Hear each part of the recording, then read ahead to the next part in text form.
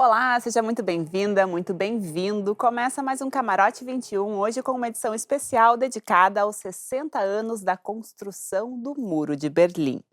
Em 13 de agosto de 1961, sem aviso prévio, a capital alemã foi dividida da noite para o dia, separando famílias, amigos e amores por quase 3 décadas. Como isso aconteceu e afetou a vida das pessoas? É o que a gente vai ver aqui. Eles usaram placas de concreto e finalizaram com tijolos em cima. Qualquer mestre de obras acharia péssimo. Nossas últimas palavras foram: nos vemos no centro à tarde. Íamos comprar móveis para o quarto.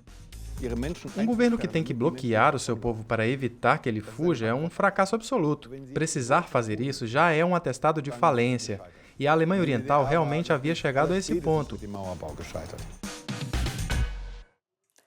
Há momentos da história do mundo que até parecem ficção. A construção do Muro de Berlim há 60 anos é um deles. Hoje parece inacreditável, mas como se chegou a esse ponto? Vamos voltar um pouquinho mais no tempo. Em 1945, depois de perder a Segunda Guerra Mundial, a Alemanha foi dividida em 2 países.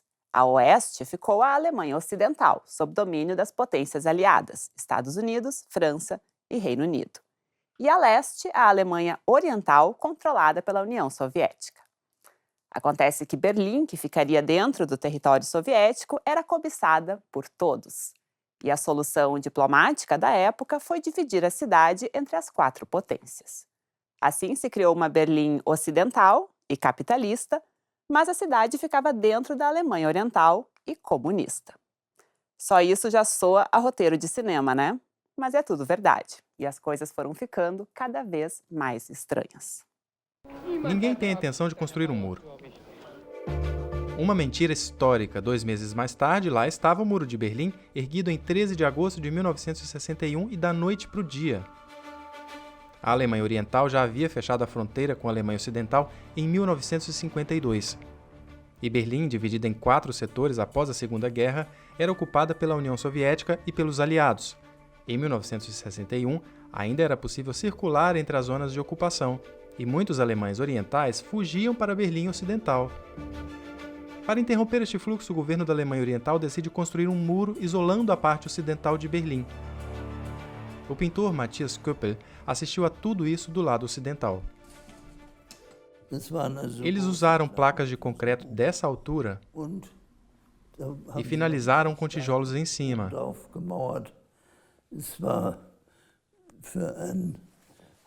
Do ponto de vista técnico, aposto qualquer mestre de obras acharia péssimo. Meu pensamento inicial foi: isso só pode ser provisório. Hoje em dia, o muro é lembrado como uma rota de tijolos, como aqui no distrito de Pankow, na antiga Berlim Oriental. Andrei Hermling também foi marcado pela divisão da cidade. Ele nasceu 4 anos após a construção do muro. Um governo que tem que bloquear o seu povo para evitar que ele fuja é um fracasso absoluto. Precisar fazer isso já é um atestado de falência, e a Alemanha Oriental realmente havia chegado a esse ponto. O Muro de Berlim foi físico, mas já havia muros virtuais na Alemanha Oriental. Muros que suprimiam a liberdade de expressão e colocavam pessoas na cadeia. Com o tempo, o aparato de fronteira se tornou mais complexo e sofisticado. Mas cercas e barricadas não se mantiveram para sempre. No dia 9 de novembro de 1989, o muro caiu e os berlinenses puderam cruzar a fronteira novamente. Matthias Köppel registrou o evento histórico em pinturas. Mas o que sobrou do muro?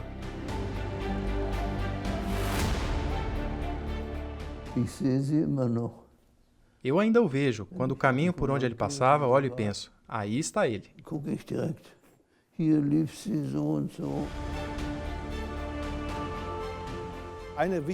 Uma lição importante é a de que muros não funcionam, eles sempre caem. Devíamos aprender a não construí-los. Hoje, a antiga faixa da morte deu lugar a manifestações vivas e vibrantes. Mas mesmo que pouco tenha restado do muro físico, o muro simbólico permanece na lembrança.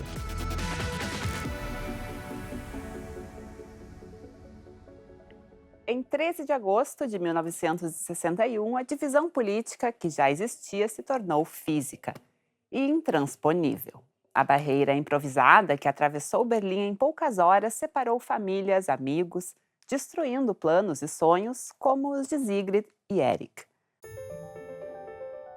Meu marido carregou essa foto na carteira por 30 anos. Eu, infelizmente, não tinha fotos. É a foto do nosso primeiro casamento em Magdeburg. Foi no dia 21 de setembro de 1957. 21.09.1957 em Magdeburg. E essa foto aqui foi tirada no dia 21 de setembro de 1992, no mesmo cartório em Magdeburg, mais de 30 anos depois. Fast 30 Jahre später. Sigrid Kreuzer conta que o Muro de Berlim mudou a vida dela para sempre. Em 1961, meu marido tinha um apartamento em Osnabrück, no oeste da Alemanha. Queríamos ir para lá. Aí construíram um muro e foi o fim da nossa família. Não nos vimos nem falamos mais até 1992.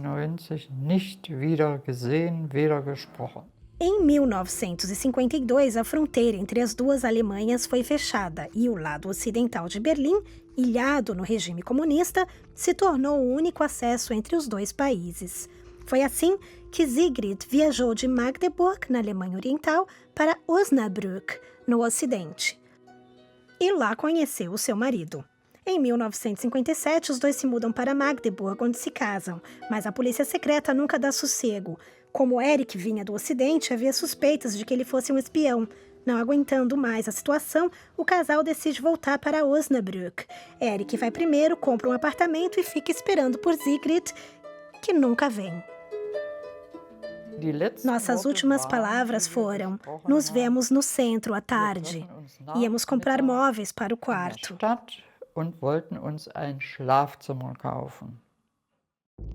O plano de Sigrid era escapar pela Berlim Ocidental, que foi isolada pelo muro. Um casal separado da noite para o dia. Nem mesmo cartas chegavam, pois a polícia interceptava a comunicação. E como a maioria dos alemães orientais na época, Sigrid não tinha telefone. Sem contato, o casamento acabou em divórcio. Berlim 2021. Estamos no Memorial do Muro de Berlim. O historiador Frank Wolf examina a história da divisão alemã. Obviamente, Sigrid e Erik foram vítimas do muro. O que destruiu o casamento deles foi principalmente a burocracia, que não concedeu um visto para que Sigrid pudesse visitar Erik regularmente. Eles foram privados dos seus direitos civis. Sigrid se casou com outro homem, teve filhos. 15 anos mais tarde se divorciou e, de repente, o destino deu outra guinada. No dia 9 de novembro de 1989, o inacreditável aconteceu. O muro caiu e os alemães orientais puderam cruzar a fronteira para o ocidente. Sigrid logo tenta entrar em contato com Erik. Não conseguindo localizá-lo por telefone, envia um cartão postal. E pouco depois, o reencontro milagroso. Erik vem a Magdeburg.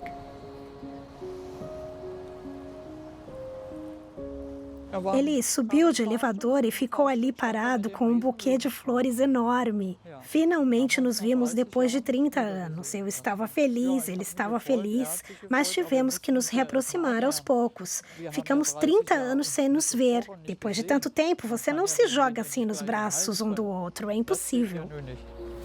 Os dois se apaixonaram de novo e se casaram novamente em 1992. Viveram juntos e felizes por 8 anos, até Erik falecer. Desde a morte de Erik, não me interessei por mais ninguém. Meu marido foi o único homem para mim. Ele era o meu super-homem. Uma história de amor dividida, mas reunificada após a queda do muro. Hoje em dia, pouco resta do Muro de Berlim. E o que existe foi ressignificado, transformado em memorial ou monumento artístico. Ao longo dos anos, a cidade foi pouco a pouco curando a ferida simbólica e física do passado. Os espaços vazios da antiga área de fronteira, a chamada Faixa da Morte, foram sendo revitalizados, dando lugar, por exemplo, a projetos comunitários e áreas de lazer. A repórter Diana Pinheiros nos mostra algumas dessas iniciativas. Um posto de observação desativado transformado em galeria de arte, ao longo da antiga Faixa da Morte que dividia Berlim, existe hoje uma vizinhança alternativa e vibrante. Aqui, eventos culturais reúnem e aproximam pessoas em um lugar marcado pela divisão. Oi, eu sou Diana Pinheiros e hoje vou mostrar a vocês os locais onde as coisas novas surgiram após a queda do muro. Vamos lá! Esta área da antiga Berlim Oriental é hoje lar do projeto comunitário Holzmark 25. Na época do muro, era impossível pisar aqui. A área ficou vazia até 2003, quando uma casa noturna foi criada. Pouco depois, surgiu a utopia urbana. Diana Pinheiros conversou com o porta-voz do projeto. Acho que esse é o único local onde o Holzmarkt poderia ter surgido. Tinha que ser em Berlim e tinha que ser aqui. Por muito tempo, a cidade não conseguiu criar nada aqui, e isso nos possibilitou projetar o espaço com áreas abertas que ainda não tinham sido tomadas por construtoras ou pelo planejamento urbano. Ao longo da Faixa da Morte, havia um total de 302 postos de observação, um sistema de vigilância brutal e opressor. Poucos deles restam de pé. Este, que divide os distritos de Treptow e Kreuzberg, na capital alemã, é hoje patrimônio tombado e espaço cultural. Esse era o posto de observação logo após a queda do muro. E esse é ele hoje. É difícil imaginar que 60 anos atrás as pessoas eram executadas aqui. Nossa, isso é pesado. A estrutura de metal de 10 metros de altura hoje abriga eventos, exposições e oficinas, como os projetos do coletivo artístico The Watch. Por que é tão importante expor arte em um local como este? Era importante dar nova vida ao posto de observação porque 30 anos após a queda do muro, nos deparamos com uma nova questão sobre o peso simbólico dele. O que significa em 2021 trabalhar em um antigo posto de vigilância de fronteira? É importante seguir convidando artistas para redefinirmos esse local.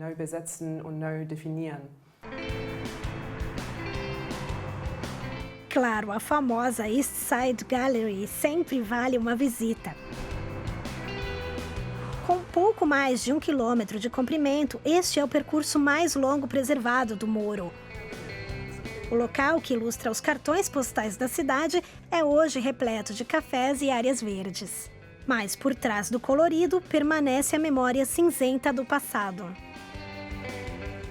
Eu já vi a East Side Gallery muitas vezes, mas nunca desta perspectiva, e ainda não consigo visualizar Berlim dividida. Em alguns trechos da fronteira entre as duas Berlins, o limite era marcado pelo rio Spree, onde hoje flutua uma piscina, costumavam passar barcos de patrulha. O Badeschiff é uma das atrações turísticas da cidade. O que fez você escolher esse local? Queríamos um local ao longo da fronteira. E o rio Spree foi, claro, parte da fronteira. Também queríamos que fosse ao menos perto da água para dar novo acesso à área. No rio Spree ainda é possível ver resquícios do aparato de fronteira. Hoje aprendi muito sobre Berlim e fiquei ainda mais curiosa sobre tudo que veio à tona depois da queda do muro. Agora, já que estou aqui, vou dar um mergulho. Oi, tá muito fria.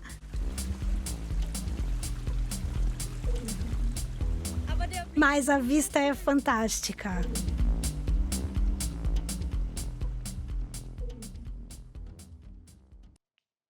Nós vamos a um rápido intervalo, não saia daí.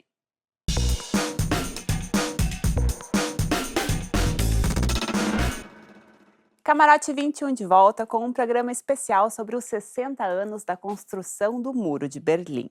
Em 13 de agosto de 1961, a cidade, que já era dividida politicamente, com um lado soviético e outro sob domínio dos aliados ocidentais, foi separada também fisicamente.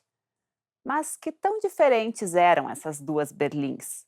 Como era a vida, o dia a dia das pessoas dos dois lados do muro? Será que as coisas eram mais parecidas do que se imagina? São algumas das perguntas que motivaram o projeto Open Memory Box, Caixa Aberta de Memórias, em tradução livre. Esta é Bárbara Langewitsch em 1974 na Berlim Oriental, e esta é Bárbara hoje. Ela nasceu na Alemanha Oriental. As imagens são de sua primeira visita a Berlim. Cruzar o portão de Brandemburgo era algo impossível na época. O monumento, hoje atração turística na capital e símbolo da unificação alemã, ficava no meio da área de fronteira. Nós realmente ansiávamos por poder cruzar para o lado ocidental, vivíamos com o muro porque ele sempre tinha estado ali, mas eu tinha muita vontade de viajar para países distantes desde pequena, eu lia sobre eles. O marido de Bárbara foi quem registrou as imagens em preto e branco, uma recordação íntima do casal que não tinha nenhuma pretensão de ir a público. Até Alberto Herkowitz aparecer com o projeto Open Memory Box, algo como caixa de memórias aberta em português.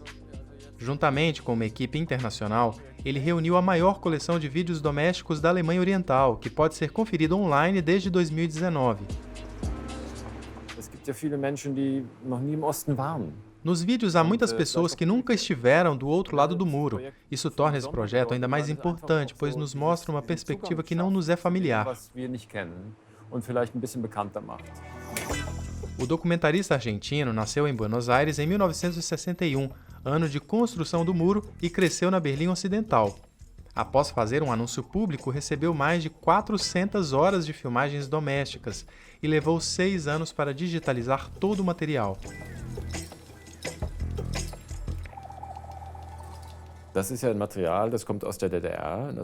Esse material vem da antiga Alemanha Oriental, um regime comunista, pequeno burguês. Mas se você me perguntar se dá para identificar as imagens como tal, minha resposta será não, são memórias pessoais. E é com isso que elas se parecem, com a nossa própria ideia de vídeos domésticos, eu diria.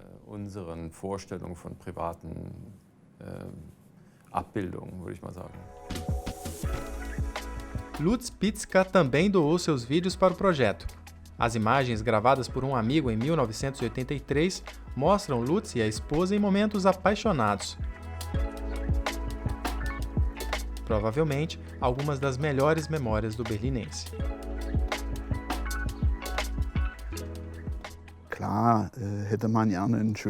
Claro que teria sido ótimo ter um carro bacana ou qualquer carro que fosse, mas em termos pessoais, acho que as coisas eram fáceis. Todo mundo tinha emprego. Então, quando você perguntava a alguém, o que você tem feito? Não era uma questão financeira, era quem são seus amigos e com quem você se diverte. Nossos assuntos eram amor e sexo, e não o trabalho ou o futuro.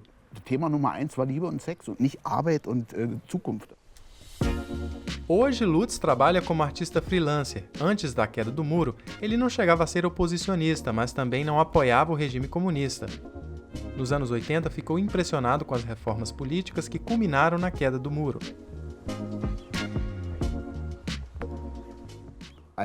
Quando a União Soviética começou a se abrir com o Gorbachev e a Perestroika, fiquei perplexo. Aí o muro caiu e as pessoas se abraçaram como se sempre tivessem pertencido juntas. Me emociona até hoje com isso. O projeto Open Memory Box lança um olhar humano sobre a vida privada por trás da cortina de ferro.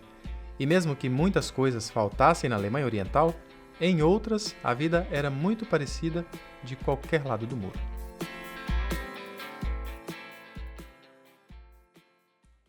E se tem outra coisa que era muito parecida dos dois lados do muro é a gastronomia. Não nos pratos em si, as receitas típicas das duas Berlins eram bem diferentes. Até porque os ingredientes disponíveis dos dois lados do muro não eram os mesmos. Mas os dois cardápios refletiam claramente a história e o contexto político de cada uma das Alemanhas.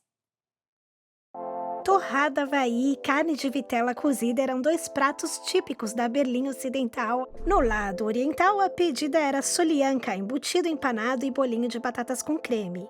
Esses eram os cardápios predominantes na Berlim dividida. Bem aqui na Praça Potsdamer, Berlim era dividida. E não só no mapa, mas também no cardápio. Estou em uma missão para descobrir como. Minha primeira parada é no bairro Charlottenburg, no antigo lado ocidental. Por aqui, os bares tradicionais ainda servem as receitas dos anos 60 e 70. Eu nasci na Alemanha Ocidental. Lá, assim como na parte oeste de Berlim, a gastronomia foi inspirada pelos países do Ocidente. Quero saber o que era popular na época. O boom econômico dos anos 50 e 60 atiçou a curiosidade das pessoas pelo que havia de novo pelo mundo, e isso influenciou até mesmo a forma de alimentação. Tudo parece maravilhosamente tropical aqui. O que vamos fazer hoje? Vamos fazer torrada Havaí. Pão, presunto, abacaxi e queijo. A torrada Havaí ficou famosa nos anos 50 por conta de um chefe de TV. Sim, os programas culinários já faziam sucesso naquela época. É um sanduíche tropical. Sim, um sanduíche tropical. Não consigo entender por que muitas pessoas tratam o prato hoje com desdém. Simples e saboroso. Como prato principal, carne de vitela cozida. Essa era a receita especial para domingos e feriados. A carne tem que ficar no fogo por cerca de 1h30.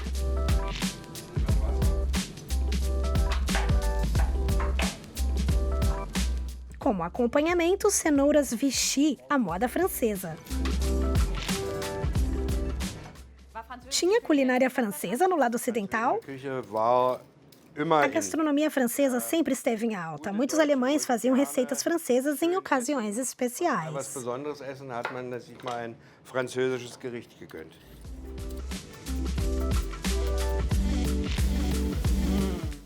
A carne é muito macia.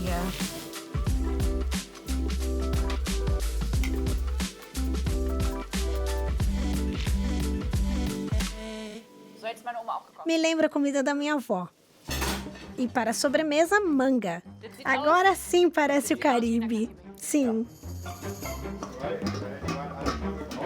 Mousse de chocolate. O clássico doce francês também era apreciado por aqui. E servido com manga. Mousse de chocolate. Já sei que está uma delícia. Eigentlich weiß ich schon, dass es lecker ist. Ich muss sagen, es war eine total Mas agora fiquei curiosa para saber o que se cozinhava no lado leste. DDR gab. Para descobrir, vamos a Hennigsdorf, no antigo lado oriental da cidade. Peter Schuck já era cozinheiro na Alemanha Oriental e ainda hoje gosta de seguir as mesmas receitas. Ele me mostra como preparar solianka, uma sopa de carne e vegetais.